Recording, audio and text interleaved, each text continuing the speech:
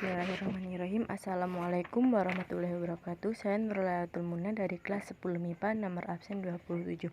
Di sini saya akan menjelaskan tentang tahap replikasi virus. Tahap replikasi virus dibagi menjadi dua. Yang pertama yaitu siklus litik dan siklus lisogenik. Siklus litik merupakan cara replikasi virus yang mengakibatkan proses penghancuran sel inang di akhir proses replikasi sehingga sel inang akan pecah dan mati. Siklus litik ini yang umum dipelajari yaitu tahap absorpsi, tahap penetrasi, tahap sintesis, tahap perakitan, dan tahap lisis. Tahap absorpsi merupakan tahap menempelnya virus pada sel inang. Tahap penetrasi yaitu tahap ketika selubung ekor berkontraksi sehingga jarum penusuk di bagian ujungnya membentuk lubang yang menembus dinding sel dan membran sel bakteri. Selanjutnya, bakterifag menginjeksi materi genetiknya ke dalam sel bakteri. Tahap sintesis merupakan tahap pembentukan komponen virus, yaitu materi genetik dan protein. Tahap ini diawali dengan pembentukan protein atau enzim yang akan menghancurkan DNA sel bakteri serta enzim yang digunakan untuk menggandakan DNA virus. Setelah DNA virus digandakan, selanjutnya dibentuk protein penyusun kapsid, rakitan ekor serta lisozim atau enzim yang dibutuhkan di tahap lisis. Tahap perakitan. Pada tahap ini terjadi perakitan partikel virus baru dari komponen yang dibuat di tahap sintesis. Kapsid, materi genetik, dan bagian luar ekor dikaitkan menjadi partikel bakteriofag T4 utuh. Tahap yang terakhir yaitu tahap lisis.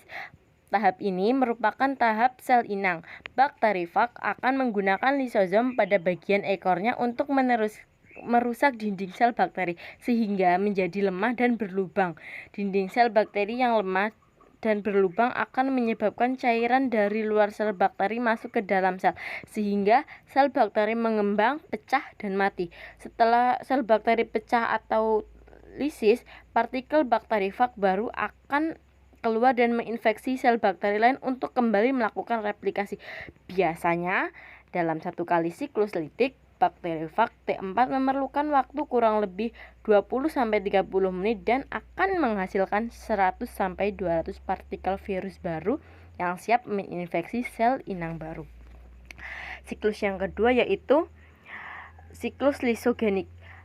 Siklus lisogenik merupakan mekanisme replikasi virus melalui penyisipan materi genetik virus pada materi genetik inang. Jadi, siklus lisogenik tidak melibatkan proses penghancuran atau kematian sel inang.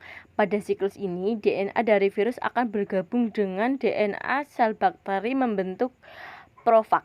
Kemudian, saat sel bakteri yang mengandung profag membelah diri untuk bereproduksi, profag juga ikut digandakan, sehingga secara tidak langsung terjadi perbanyakan materi genetik virus. Replikasi virus secara lisogenik terdiri atas tahap absorpsi, tahap penetrasi, tahap integrasi, dan tahap multiplikasi sel inang. Tahap absorpsi dan tahap absorpsi merupakan tahap menempelnya virus pada sel inang. Tahap penetrasi yaitu ketika selubung ekor berkontraksi dengan jarum penusuk sehingga di bagian ujungnya sehingga membentuk lubang yang menembus dinding sel dan membran sel bakteri. Selanjutnya, bakterifag menginjeksi virus genetiknya ke dalam sel bakteri.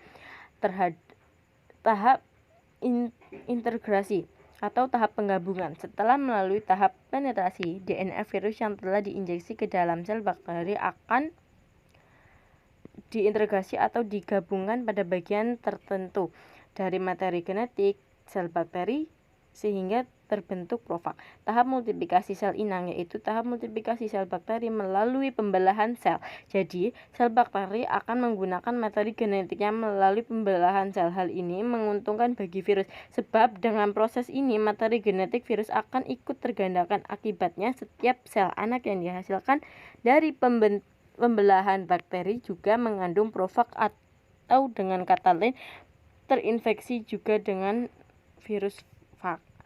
Sekian dari saya. Apabila ada kata-kata yang salah dan tidak tepat mohon dimaafkan. Wassalamualaikum warahmatullahi wabarakatuh. Terima kasih.